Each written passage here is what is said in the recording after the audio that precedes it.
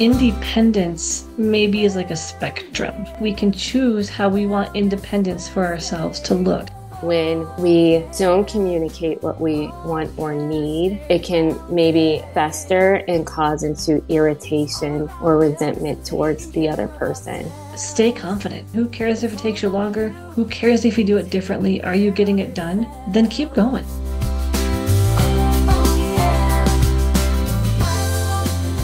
Welcome back to Wellness Wednesday. I am one of your co-hosts, Beth Gustin, a licensed professional counselor here in Westminster, Colorado, and I am with Robin Ennis, a licensed clinical social worker who I believe is in Centennial, Colorado. And we are here today to talk about a listener question that we received around interdependence and independence. And off the air, brought up a lot of good conversation between the two of us and the amazing Jeff Thompson with Blind Abilities around those differences. And so we are going to keep the conversation going, but so all of you can hear it as well to answer the listener question. And as always, we do appreciate your questions and your feedback, and we do try to answer them as quickly as we can. Yes, we really do appreciate the listener who reached out about the topic surrounding independence. And when I hear the word independence, I have mixed reactions, right? I view myself as being a very independent person. I am very goal oriented, but also too, on the flip side, the word independence in some realm has been used to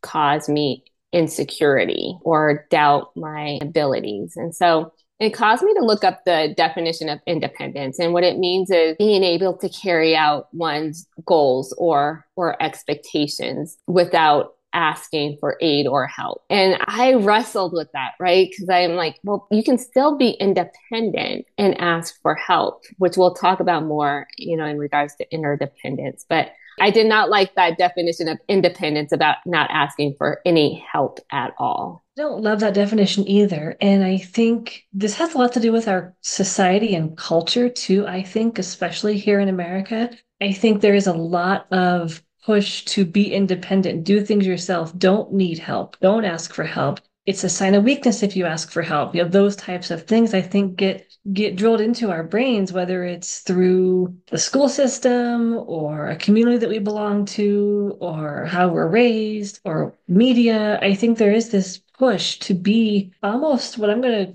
venture to say is like overly independent. Yes. And I think this causes a lot of harm because I think all of us, to some extent, are much more interdependent than we would like to realize we are. Robin, off there, you gave the example of the grocery store. Without the cashiers, I know there's self-checkout these days, but someone had to put those self-checkout units in the grocery store so we could use them. Most of us who are visually impaired or blind do need a cashier to help us check out because the self-checkouts are not accessible. So interdependence happens everywhere. And it actually, I think, helps us be more independent if we are interdependent. I agree. And another example that popped in my head was mail, right? We depend on the mailman or mail woman to deliver our mail for us, right? So I do think there's many examples in society of how we are interdependent, and it's okay, right? If you look internationally across the world, like in Asian cultures, there tend to be more collective, working together. And so I do think that in America, we are really self-reliant, independent country, which is a good thing too, right? Because that shows us, okay, we can do it and we can rely on ourselves to be able to carry out our own goal. I also think that there needs to be a balance. And so I feel like the definition of interdependence is still carrying out one's goal, still having that ability to move forward, but doing it in a team-oriented way. Okay, so if I need assistance carrying out this task in order to complete it, that's okay, right? Because I'm sure that in another way, you're helping carry out tasks for that other person, right? Like the grocery store, cashiers, managers, and other people within the store need shoppers to come in there so that they can earn their wages. Same with the mail person. They depend on us because they need to work. So I try to think of it that way, that I'm giving back just as that other person's giving back to me. I agree with that. And I also think independence maybe is like a spectrum. And I think we can choose how we want independence for ourselves to look. So as an example, I could choose to walk to a nearby store, or I could choose to take an Uber or Lyft. It doesn't work on a bus route because it actually takes me longer to take the bus to get there if I chose to do that. But my point is, I'm still doing something independently. I'm just choosing if I want to be totally self-reliant and walk, or if I want to utilize transportation to get there faster, which I guess would be interdependence. Or I could choose to wait till a friend of mine is going there and I could go with that person. But to me, those are all me being independent. I'm just choosing how to carry out that task a little bit differently along that spectrum of independence, interdependence, total dependence. But I do think we each have to define for ourselves from moment to moment, task to task, what independence looks like. And the other piece of this is I personally think it is okay to accept help. And I think it's okay to give back to those who we receive help from, because when we help others, it makes us feel good. So it is finding that balance for each of us on this continuum. And I think it's also important on the flip side of accepting help to say, nope, I got this. Thank you for your offer. I'm good. The person I think who gave us our topic for today also talked about people getting angry. I don't remember the exact wording, if it's anger when she asks for help or anger in a different way, but that's going off on a little bit more of a side topic, but I want to keep that in mind as we're going forward to cover that.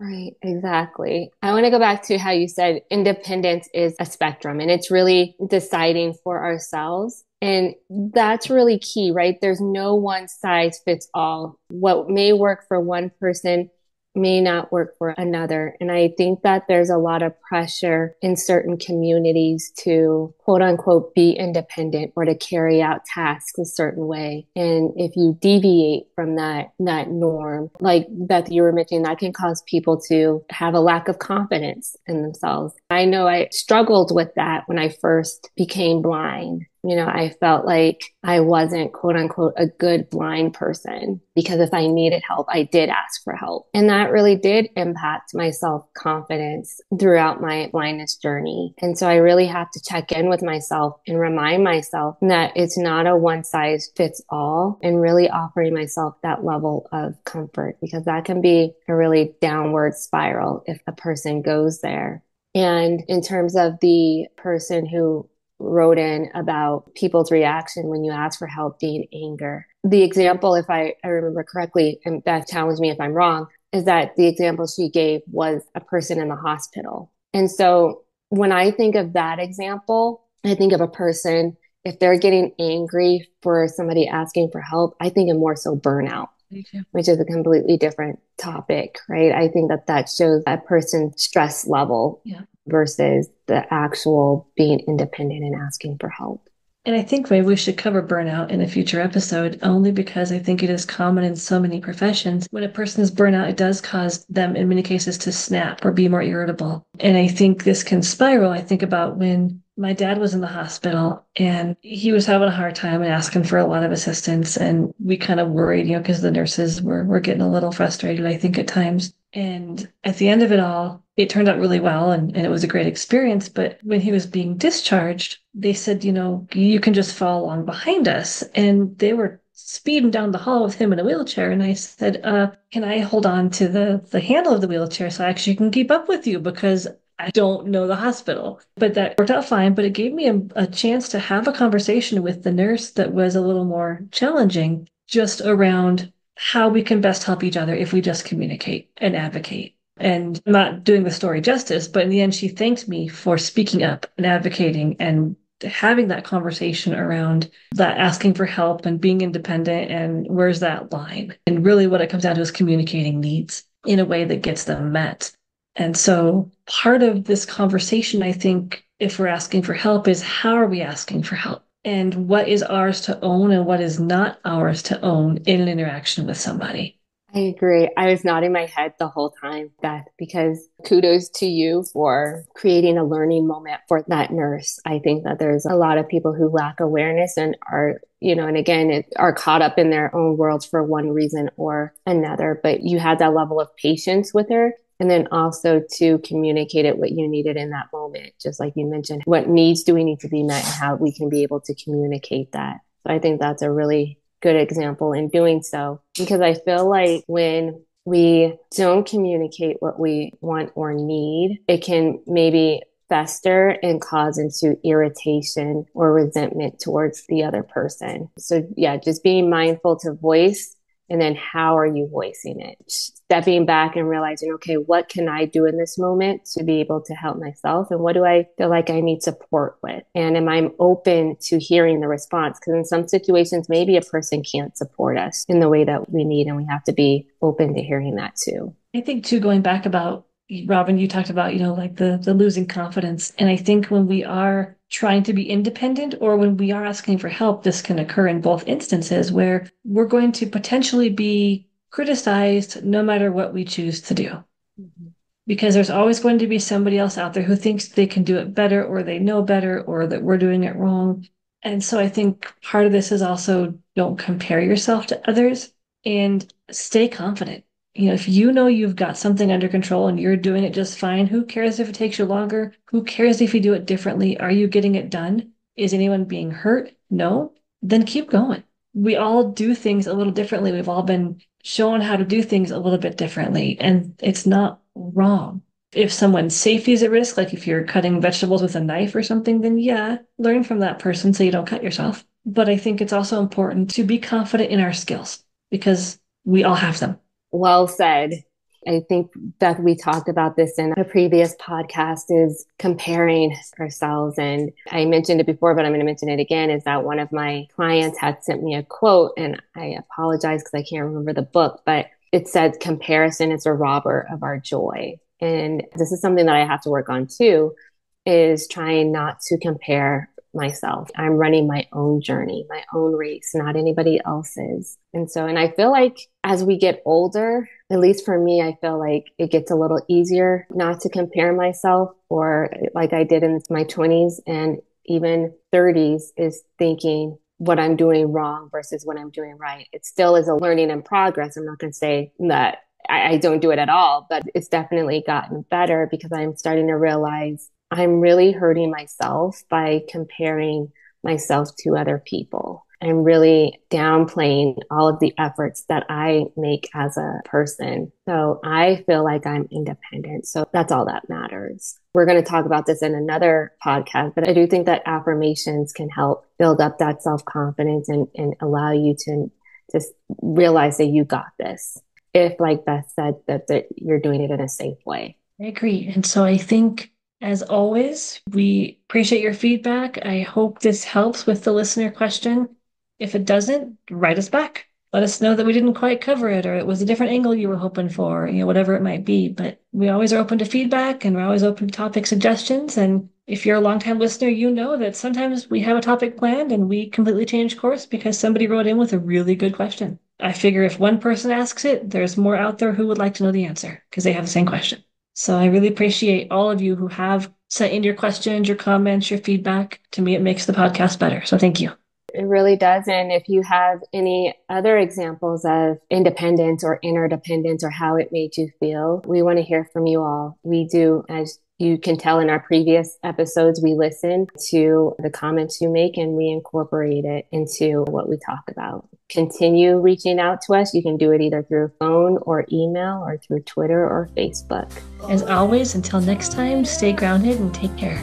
Until next time, take care. Oh yeah, Wellness Wednesday with Beth and Robin. Gonna settle it down.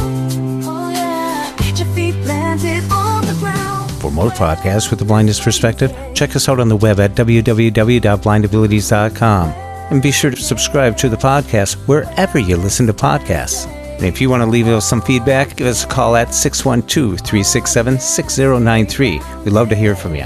Thanks for listening, and until next time, bye-bye. Wellness and taking care of ourselves. It's all about you and taking care of yourself. Oh yeah.